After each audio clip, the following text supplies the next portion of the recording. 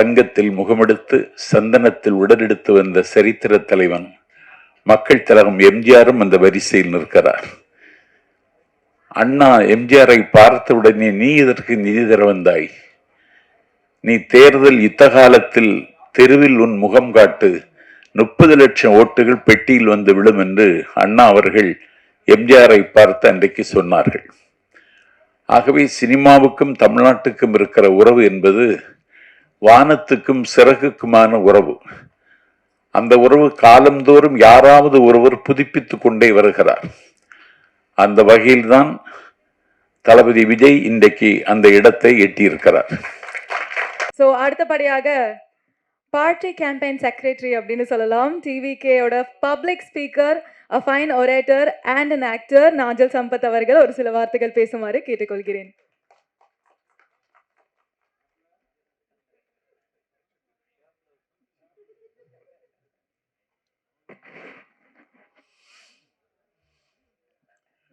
வந்திருக்கும் அனைவருக்கும் வணக்கம் என்பதா, இல்லை நொந்திருக்கும் அனைவருக்கும் வணக்கம் என்பதா என்கிற அளவிற்கு குறிப்பிட்ட காலத்தை தாண்டி நிகழ்வு நடந்து கொண்டிருக்கிறது. இதே அரங்கத்தில் ஒரு நூல் வெளியீட்டு விழா இருக்கிறது. அதை வெளியிட்டு பேச வேண்டியவனும் நான் தான்.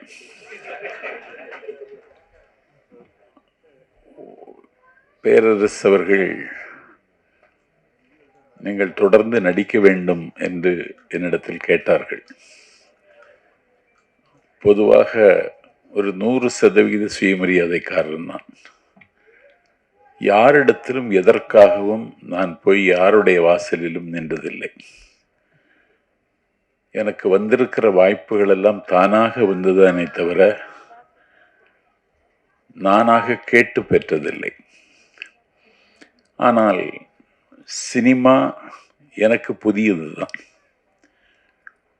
ஒரு சினிமா ஒரு மிகப்பெரிய தாக்கத்தையும் வீச்சையும் ஏற்படுத்த முடியும் என்பதை நான் மாணவனாக இருக்கும் பொழுதே நான் உணர்ந்திருக்கிறேன். மக்கள் திலகம் எம்ஜிஆர் இந்த மண்ணில் முதலமைச்சராக இருந்தார் என்பதற்கு சினிமாவும் ஒரு காரணம் என்பதை யாரும் மறுக்க முடியாது. கலையும் இலக்கியமும் மக்களுக்காக என்றான் மாயோகோஸ்கி. ஆகவே கலையும் இலக்கியமும் மக்களுக்காகவே இருக்க வேண்டும்.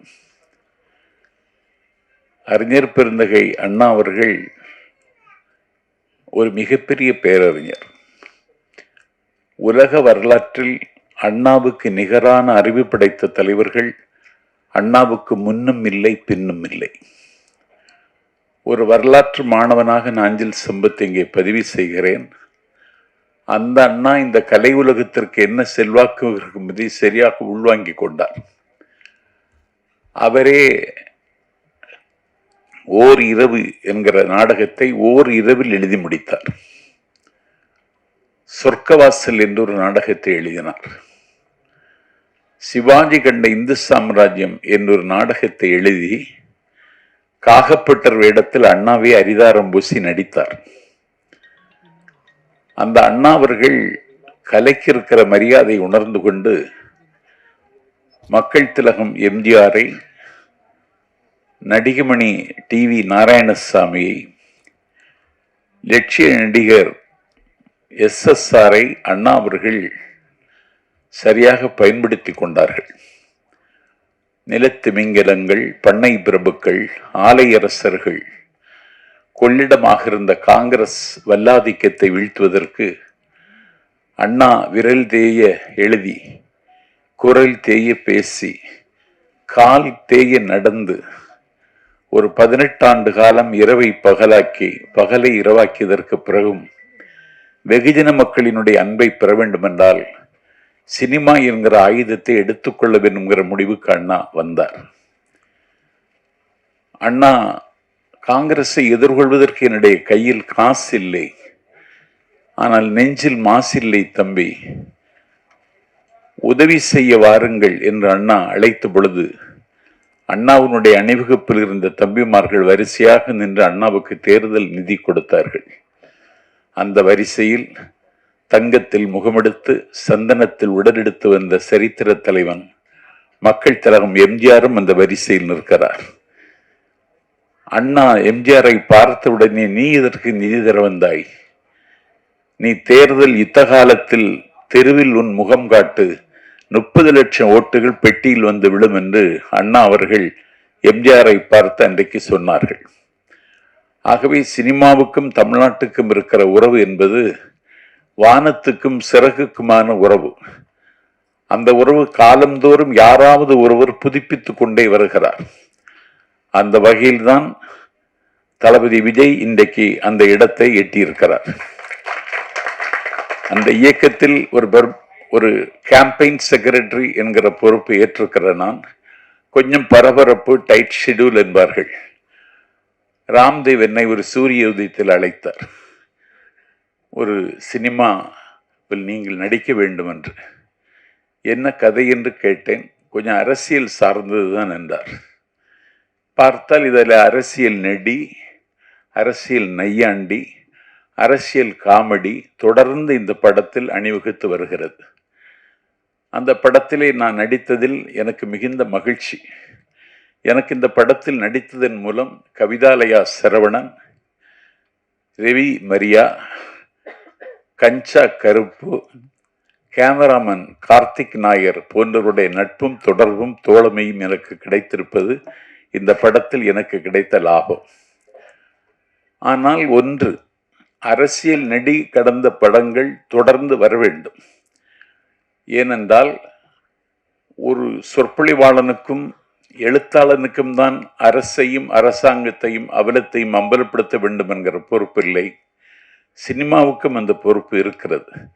Right to differ, right to criticize, எல்லாற்றையும் விமர்சிக்க வேண்டிய கடமை சினிமாவுக்கும் இருக்கிறது. அந்த வகையில் இந்த படத்தை சரியான இடத்தில் கொண்டு வந்து தம்பி ராம்தேவ் இயக்கி இதை வெற்றிகரமாக இன்றைக்கு வெளிக்கொண்டுகிற ஒரு இடத்தில் அவர் வந்து நிற்கிறார். இந்த படத்திலே அரசியல் நையாண்டி நெடி எல்லாம் இருந்தது என்பதை விட இந்த படம் சமகால சூழலை பதிவு செய்திருக்கிறது. எப்போது ஒரு கலைஞன் சமகாலத்தை பற்றி சிந்திக்காமல் படம் எடுக்கவில்லையோ அந்த படம் தோற்று போகும், தொலைந்து போகும்.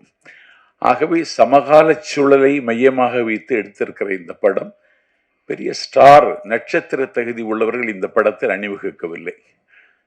நான் ஒரு புலிவாளன், அண்ணன் பழக்கருப்பையா ஒரு புலிவாளர். நாங்களெல்லாம் இந்த படத்தில் நடித்திருக்கிறோம் என்று சொன்னால் ஒரு கலைக்கும் இலக்கியத்துக்கும் மதிப்பு கொடுக்க வேண்டும் என்பதல்ல. ஒரு சமகால சூழலை பதிவு செய்கிற படம் நீண்ட இடைவெளிக்கு பிறகு தமிழ்நாட்டில் வருகிறது, வந்திருக்கிறது என்றால் அந்த கடமையை செய்தவன் இயக்குனர் ராம்தேவ். அவருக்கு முகமாகவும் அவருடைய தாகத்திற்கு தண்ணீராகவும் அவருடைய பசிக்கு சோறாகவும் கவிதாலயா சரவணன் அவர்கள் வாய்த்தார்கள். 3 நாட்கள் தேனியில் முற்றுகையிட்டு இந்த படத்தை நடித்து கொடுத்ததில் நான் மிகுந்த மகிழ்ச்சி அடைந்தேன். இந்த படத்தினுடைய வெளியீடு விரைவில் வரும் என்று நான் கருதுகிறேன். என்னை பொறுத்தவரையில் தொடர்ந்து இது போன்ற படங்கள் வர வேண்டும். படங்கள் வருவதன் மூலம்தான் இந்த கலையையும் நாம் பாதுகாக்க வேண்டிய கடமை இருக்கிறது. ஏனென்றால் ஒரு நுகர்வு கலாச்சாரத்தின் நுகத்தடியில் நீங்களும் நானும் பூட்டப்பட்டு விட்டோம். எல்லோரும் இன்றைக்கு ஆண்ட்ராய்டு போனிலேயே தங்களுடைய பொழுதையெல்லாம் செலவழித்துக் கொண்டிருக்கிறார்கள். செத்து கிடக்கிறவன் கையிலும் போன் இருக்கிறது. அப்பொழுதும் போன் ஒலிக்கிறது. பக்கத்தில் இருக்கிறவன் இதை எடுக்கிறான். அண்ணாச்சி இல்லையான்னு கேட்டான். போயிட்டாருன்னா, இல்லையே வருவேன்னு சொன்னாரேங்கிறான். அவரு தான் போயிட்டாருன்னா, திருப்பி எப்போ வருவாருன்னு கேட்டான். வர முடியாத ஊருக்கு போயிருக்கிறார், இனிமேல் வரமாட்டார்னு சொன்னபோதும் விட மாட்டேங்கிறான். இப்படி தொலைபேசியை கட்டி அழுது கொண்டிருக்கிற ஒரு சமூகத்தில் ஒரு பெரிய ரெவல்யூஷனரி, இன்னும் சொல்லப்போனால் ஒரு கல்ச்சுரல் ரெவல்யூஷன் உருவாக்க வேண்டிய கடமை இயக்குநர்களுக்கும் சினிமா உலகத்திற்கும் இருக்கிறது. அது ஒரு மிகப்பெரிய வேலை தான். அந்த வேலையை செய்வதற்கு வருகிற காலத்தில் திரையுலகத்தில் இருக்கிற பிரமுகர்கள் முன் வந்தால் நாடும் வீடும் நலமாகும் என்பதை சுட்டிக்காட்டி பல வெற்றி படங்களை இயக்குகிற கடமை வருகிற காலத்தில் ராம்தேவுக்கு கிடைக்க வேண்டும் என்றும் கவிதாலயா சரவணன் அவரை கைவிட்டுவிடக்கூடாது என்றும் கேட்டு இந்த படம் வெற்றி பெற என்னுடைய வாழ்த்தை தெரிவித்து விடைபெறுகிறேன். நன்றி, வணக்கம். Thank you sir.